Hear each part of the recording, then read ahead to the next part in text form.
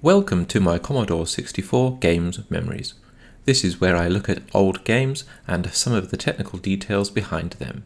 Let's get into it.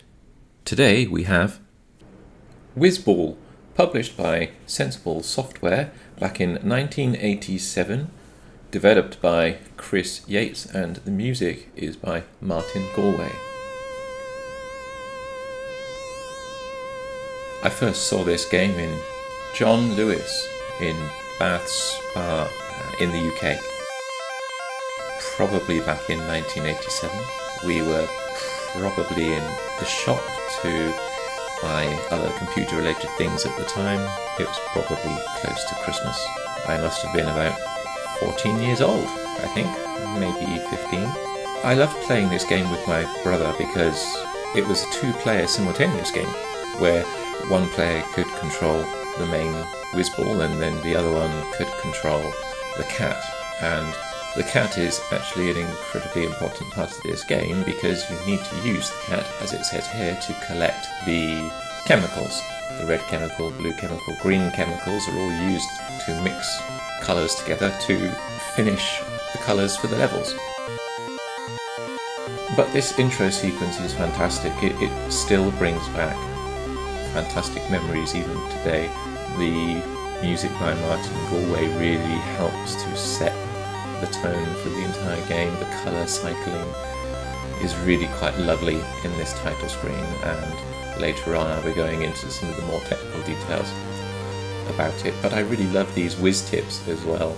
The whiz tips meant that you really didn't need the instruction manual. So let's get into the game.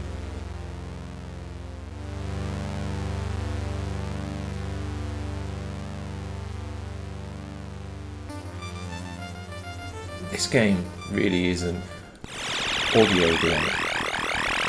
Even during the game you have this kind of like wibbling sound effects in the background. Now you start off the game with a very difficult to control bouncing spinning ball. However, if you're lucky you can start picking up these upgrade orbs, if you like, and then start to unlock the horizontal and then vertical positional control, and then some extra shield type or ray type weapons, and then you can have two-way fire.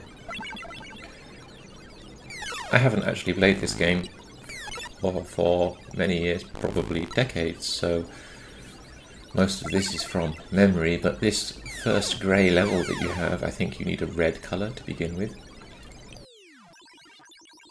Here's a few extra upgrade giving enemies. Now that sound effect in the background tells me that there is a new wave of enemies being created. These ones are quite nasty, they bounce up and down. Well, they kill me. So this is probably one of the first games that I remember playing on the Commodore 64 where the production quality of the game was extremely high. The graphics were lovely, the sound effects were lovely, the music was fantastic. All of it was very well put together, it was all very slickly presented. As far as I recall, there weren't any obvious glaring graphical glitches with regards to raster splits or anything like that. It was all very well programmed. The only thing that I did find a little bit strange, which was actually for most of the games on the Commodore 64 around up until this time, was that when the screen scrolled, the sprites seemed to move or scroll a frame afterwards. Whoops, again, I just died again. Even the explosion trails are great, because the explosion trails look like character blocks which are updated into the character set, which then leave these trails all over the level as they reach out, and obviously the bullets are characters. The bullets from the enemies are characters, but they move very smoothly because they seem to be dynamically allocating the characters as the bullets move across the screen.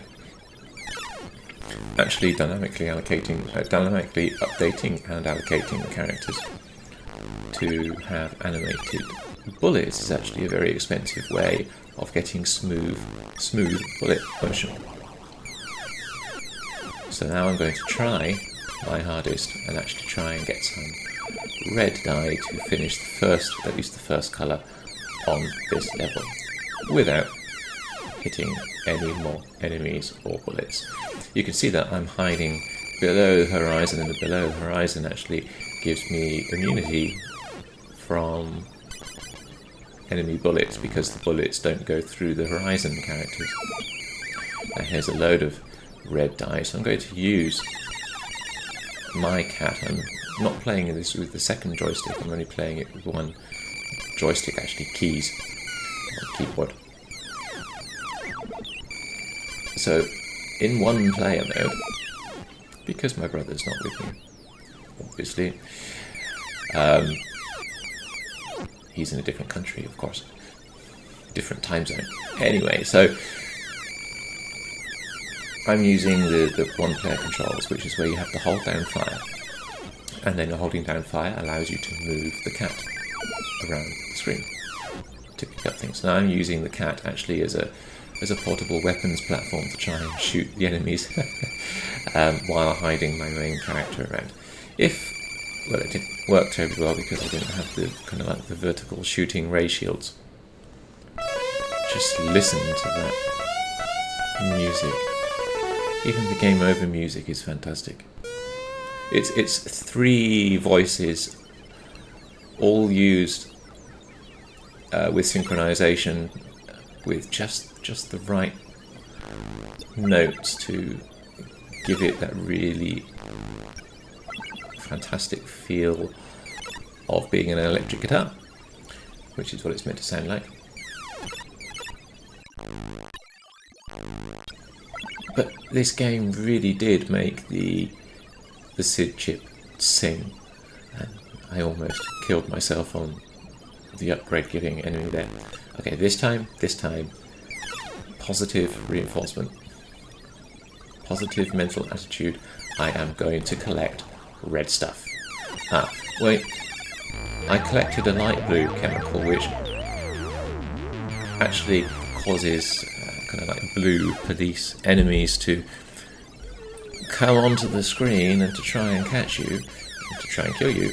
And of course the music comes along with a whole bunch of, the police sirens, sound effects are coming along to try and catch you. But this time, look, I've got the vertical shooting ray shield things, which shoot above and below the horizon, so that actually I'm protected from above now, so enemies cannot kill me by bouncing on top of me, even when I'm below the horizon. So, hopefully, now I'm going to get some red dye. I've collected a tiny portion of red dye in the bottom. You can see in the bottom border. This was one of the games, actually, which used quite extensively the sprite tricks, where you could open the top and bottom borders and put sprites in the top and bottom borders. Across the top, of course, you've got the upgrades that you've unlocked, and on the bottom you've got these 4 pots, and the final pot tells you the colour you're trying to mix. In this case it's red on the right hand side. On the left I'm filling up the red pot. Now I've got, 6-way fire. In addition, so it's 6-way fire in addition to the left and right fire, which gives you 8-way fire, of course. So these enemies, they can be a bit nasty. Here's some more red chemical stuff. You see, I'm getting the hang of controlling the cat now. My brother always used to be much better at controlling the cat, at collecting. Well, there's actually a chemical colour that you can collect which gives you an extra life. He was always very good at collecting the extra life. There we go, that's the next enemy wave, so a whole bunch of new enemies. I noticed that when I'm scrolling left and right, if the enemies leave the screen without being shot, then if you scroll off the position, then you scroll on the position again, the unshot, still alive enemies, they appear back again. So the wave of enemies for the level actually has a finite number of enemies that have been created. And then you get that sound effect, which then gives you a hint that new enemies somewhere within the level have been created again. But it's just that little touch. It's that little audible hint which lets you understand what's going on within the game mechanics, which I found really quite fantastic when I was playing this as a youngster. But now when I look back at it, actually it's a fantastic piece of game design, because it gives you some fairness. It tells you, look, new enemies are going to be in positions where you shot enemies before. Beware. And that's what makes this game feel so fair and immersive. So even if you do die, you die because you know that you've messed up, not because the game is being unfair. Here we go. I've nearly filled up my red cauldron with red dye. I'm just going through my weapons pickups again now. I'm picking up more weapons upgrade orbs. You can see here now that I've unlocked the 6-way fire for the cat rather than the main Wizball. So I've chosen my cat as a mobile weapons platform now, with 6-way fire plus the extra fire for 2-way. Anyway, so I'm collecting the red ones now quite easily. There we go. Okay, and then it gets into this bonus stage, and this bonus stage is also fantastic. So you can collect bonus colour, you can shoot extra enemies for score, you can collect the upgrade orbs. This stage here is always a little bit difficult, because you cannot shoot and destroy the asteroids, and of course the asteroid just killed me. I remember that my brother and I would be able to complete the entire bonus level and get towards the end.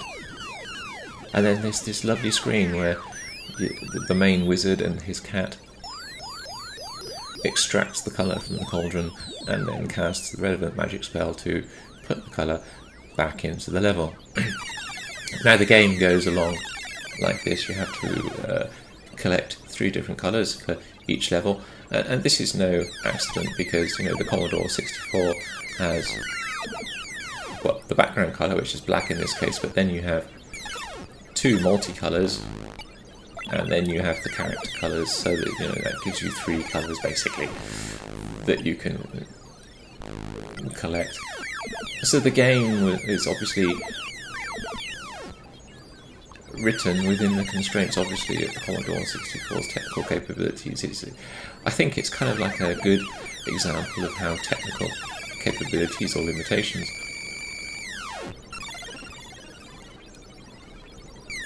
can influence game design. I'm not too sure what that sound effect means. Oh, that sound effect, the pew pew pew sound effect, with the echo kind of like into it. There were 2. Actually, I think I unlocked the shield upgrade, the far right yin-yang symbol.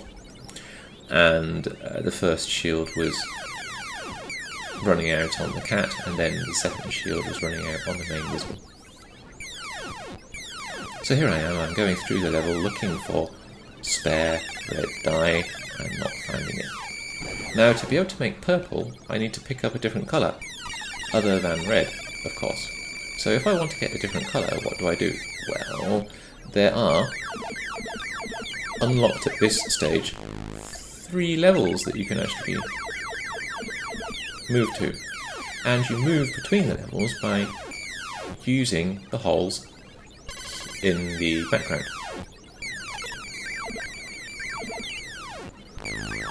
So I'm just picking up some extra upgrade orbs here, picking up as much red dye as I can at the moment. You notice now that when I pick up more red dye, the colour purple cauldron on the right hand side doesn't fill up anymore. So I'm going to a different level, and I'm hunting around for the relevant colour. And you can see that on this level that the target colour on the right hand side cauldron is brown. I forget which colours mixed together make brown. Maybe it's just red and green. Anyway, so how do I make purple, I'm wondering to myself, it took my brother and I quite a long time to be able to figure out what we should be doing and how to actually get to the 3rd level. But here we are, unlocking very, very old memories now. I remembered how to get to the 3rd level. And the 3rd level has some more upgrade orb enemies, which is fantastic. Now these flashing, strobing circle enemies that just came on the right hand side, which there's probably more of, waiting for me, are really quite vicious sometimes. They move quite quickly, they move randomly. Thankfully there weren't too many of them. These ones move vertically without warning. I don't like those either. In fact, most of the enemies I don't like, to be honest. This level's quite short. Or maybe the other part of it is hidden because I'm not going to the right areas. I do forget. I remember, I think it was in Zap that there were, Zap 64, the magazine, I think there were, oh look, blue die. That's very useful. I think there were playthrough guides and stuff that showed all of the levels and all of their glory and all of the uppy-downy points that you could use to get between the levels. Perhaps this level is split into 2 halves or something like that. That would be sneaky, wouldn't it? Kind of like a maze within the vertical movement between the levels. That would be an interesting game design choice. And so here we go, I'm getting lots and lots of blue. Hurting my cat in the process. You can hear the cat meowing. When the cat gets damaged significantly, cat starts meowing every time cat shoots bullets. And it's quite heartbreaking to hear that because you know that cat is very quickly going to die. There we go. Cat is cycling colours, indicating that he or she is quite ill now and making that plaintive meowing sound when cat dies. It's like very upsetting sound that you never really want to hear. And then for some reason I didn't shoot, and the vertical ray shooty shield things weren't active, and then I got killed by the chemical colour giving enemy. But luckily enough I got 1 colour in the level, so I unlocked permanent horizontal movement, which makes starting the level over again after you die a lot easier because you don't need to unlock horizontal movement. And then it's just a question of unlocking vertical movement upgrade and then getting the correct upgrade. And of course I unlocked cat, forgetting that cat comes in from the left hand side of the screen, and then cat came in and hurt itself on the... And this is going up, but there's no more up. I only want to go down to the 2nd level. And then if I go down, is it here to the 1st level? Do I have enough to make the purple colour? I don't know if I do or don't, to be honest. Trying to use my vertical ray shields, you see, without getting hit by the bullets of the enemies. If I want green, what does green give me? Does green give me brown? Yes, it does.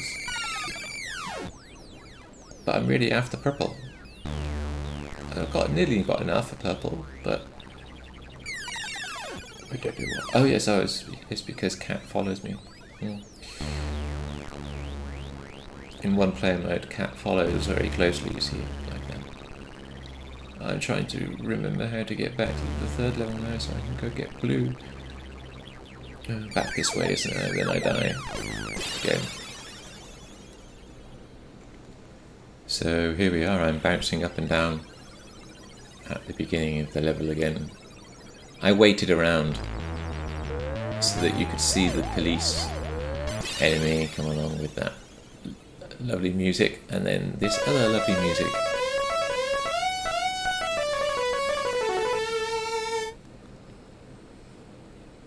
So then even the high score entry has this wonderful piece of music which goes on for ever and ever and ever, and it's a completely different style to a lot of the other pieces of music in the game.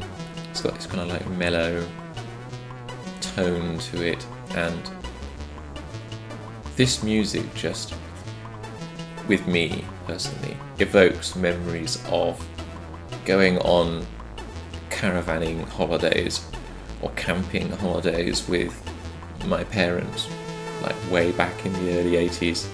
And if the caravan or campsite that we were at had some kind of evening entertainment thing, then somebody might be on an electronic piano or synthesizer or something like that and play music like this in the background. You're just bopping along to it.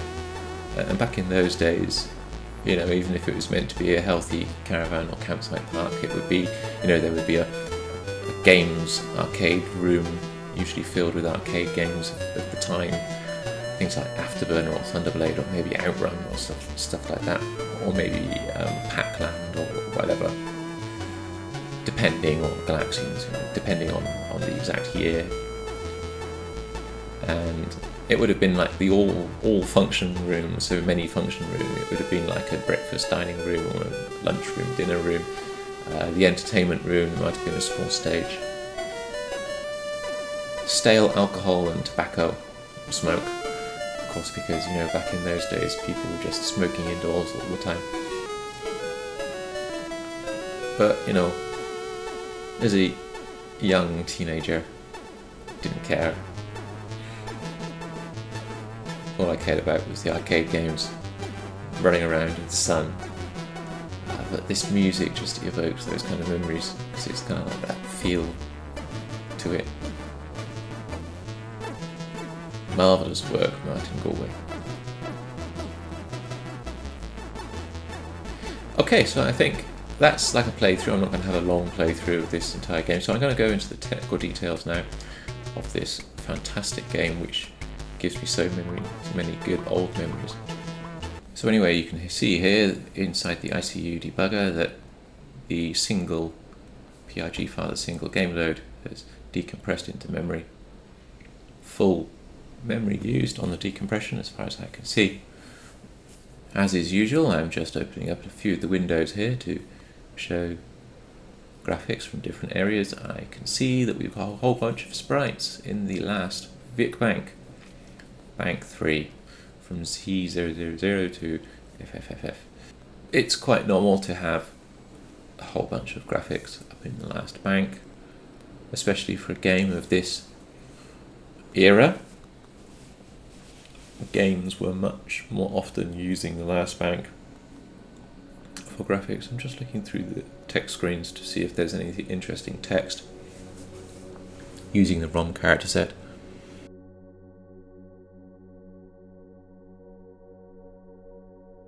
There's some text here which I think is actually from WizTip's screens. You can see that if you open up the WizTip screens, then you can see this kind of text. These WizTips are great. There's actually quite a lot of text in this game.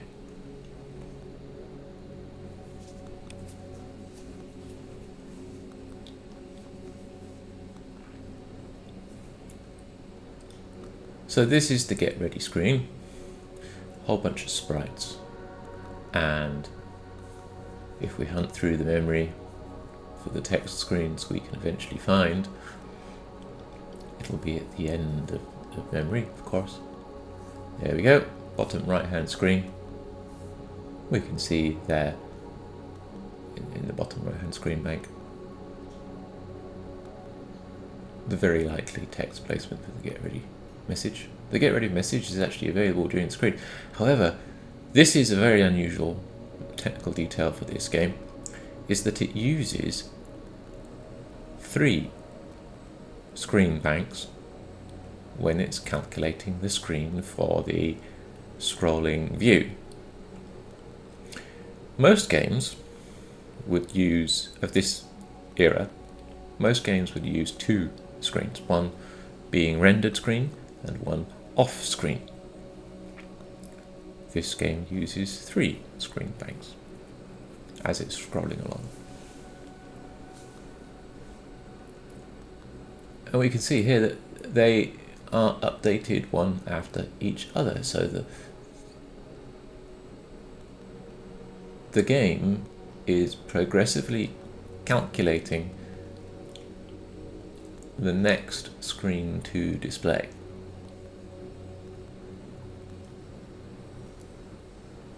Which is a really very unusual thing, because unless I look into this with a lot of technical detail, I don't think there's too much to really gain from using 3 screens compared to the more normal 2. I don't think it's calculating 2 off-screen buffers with any extra data or anything like that. So yeah, very, very unusual.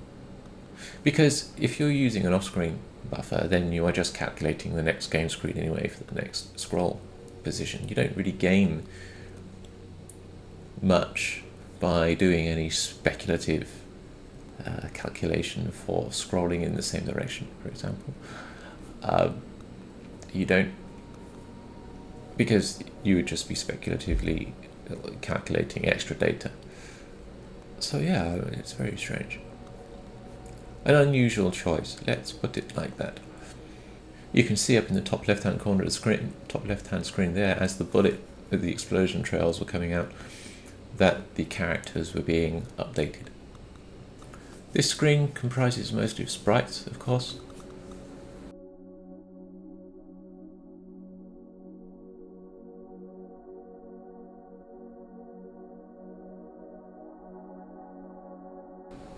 If I use the real character set, you could see that the get ready screen was still there in the background. You can see here that the other character set, the one up at F800, is being used for the game character set.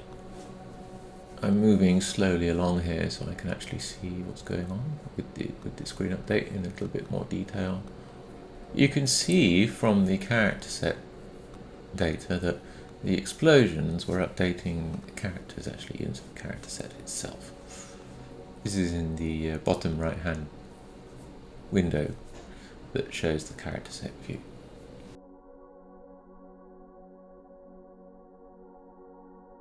Of course, when I shoot, the bullets are only rendered into the currently being rendered screen. So the off-screen screens don't contain any bullet data. I'm trying to pick up enough red dye so that I can actually trigger the bonus stage and the part of the game where the color is used to populate the level. So when moving between the levels, if you note in the character set in the bottom right hand window, you can see that the character set data gets updated in the character set at F800. Here we go, see, go down again. What's also interesting to note is that that pipe which comes down from the top of the screen, if you look in the sprites display, the pipe actually animates its vertical movement by updating the definition for the sprite data itself, rather than the sprite Y position. And that's because probably the game creator did not want to have to deal with Y and X and Y expanded sprite moving over that horizontal screen split. So updating the vertical movement in the sprite data itself was a lot easier. So the next time the pipe comes on from the top of the screen where Wizball comes out of it, when moving between the levels, just have a look at that. Here you can see, as I'm pausing the game and scrolling, we can see that the different screen banks are getting progressively updated. Again, as the explosion trails get updated into the character cells, into the character set data itself as they trail across.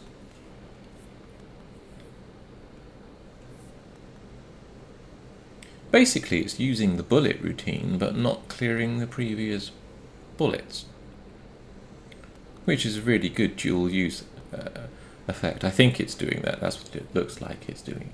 It would make sense that that's what the code is doing. It's just not clearing the previous bullets. It means that actually quite a large number of dynamic characters would have been updating at that particular point in time. The screen isn't scrolling, there isn't anything else going on at that particular point in time. It's just updating the sprite, the explosion trail characters. They're not sprites. I mean, they move like sprites, but they're not really sprites, they're characters. So there we go, I've collected enough red dye. So now in the bonus stage we can see actually that the only screen being used during the bonus stage seems to be the first screen bank. There isn't anything else going on apart from leaving bullet characters around on the screen that we can see up in the first screen bank, top left of the screen display. The other screens look like they've got animating stars, but they're not really animating. I mean, the character set data for the star pixels are of course animating, but the actual characters themselves, in terms of character screen placement, is, even if they are animating, looks like they might be actually, it's just the bullet trails which are going on the first screen. Now the interesting thing is that almost the same screen is being displayed, is almost being duplicated across the three banks, apart from it's not quite identical. So there we have it. Let's go back and have a look at the title screen, because I wanted to have a look at the raster effects on the title screen. So here we are back on the title screen with some whiz tips playing. You can see that the character set data here is actually using quite a well-known trick at this stage of having inverse characters, where the background screen color will be showing through, and this allows you to update the characters with nice raster bar effects. You can see that they are very, very colourful and animating very vibrantly.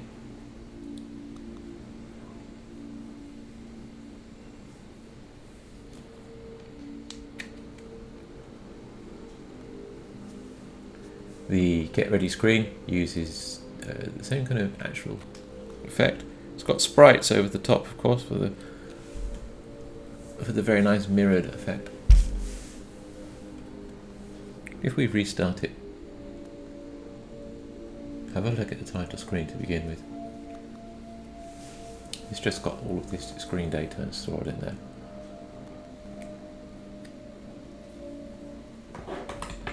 Now I want to have a look at these raster bar effects for this part of the high score table as it was being displayed. But to do that I need a different debugger. So here we are in C64 Debug GUI. This is a more up-to-date debugger. It displays a lot more cycle information that's going on inside the VIC chip in the C64. So I can pause the execution as you can see, the screen up in the top right shows the high score display, and I can move the target's raster position around, and I can actually see what's executing and the VIC state, the VIC chip state, the video chip state at that particular cycle.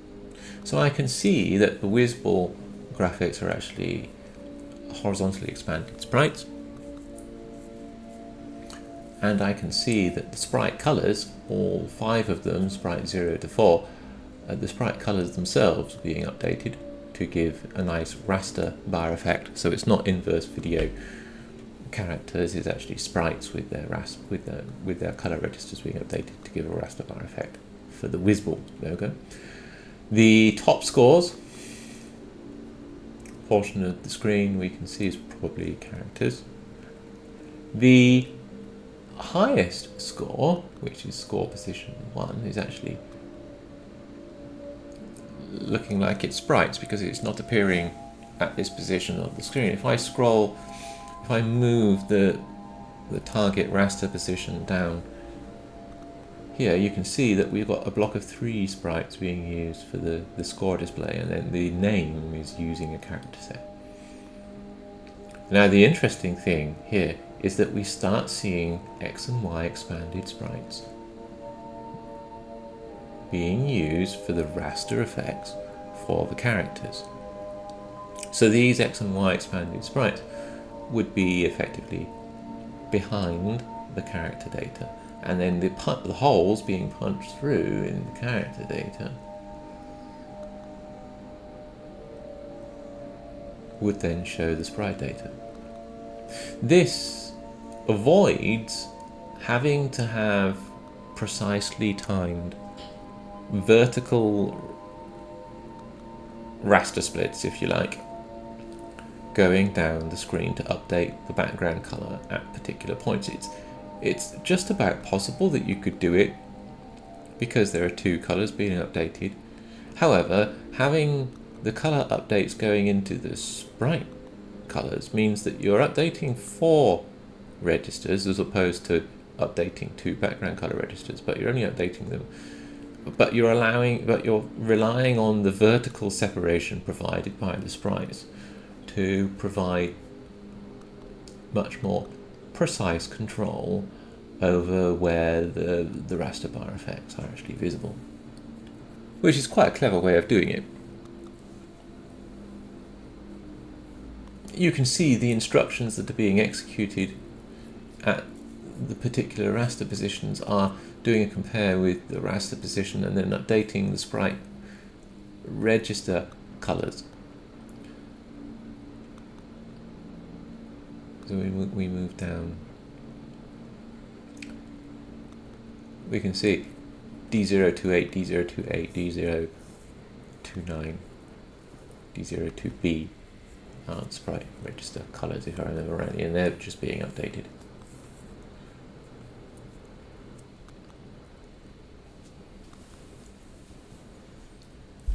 So you don't have to time it so precisely. Quite a useful trick. I quite like that one.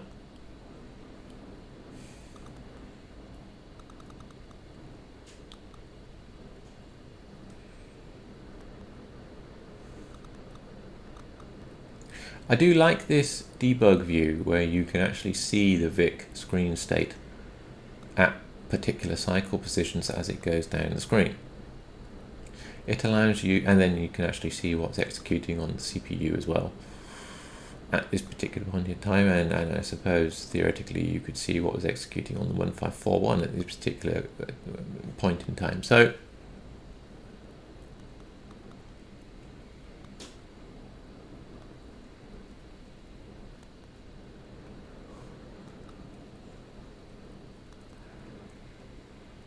here we can actually use the VIC view, the display view, to actually see without any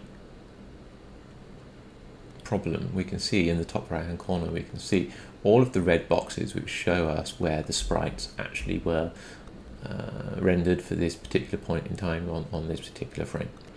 Of course, the sprites are multiplexed, so we're seeing way many sprites than standard C64 can display, but you know, this just shows all of the bounding boxes for all of the sprites that are used for the whole frame. So there we have it. That was Wizball by Sensible Software. If you like these kind of deep dive technical retro game memories videos, then please do consider liking or subscribing to this channel, or drop me a message below, or contact me via Twitter. Any kind of feedback tells me whether or not you like this kind of stuff and whether or not I should do any more of it. Thank you very much for watching. Have a great day wherever you are.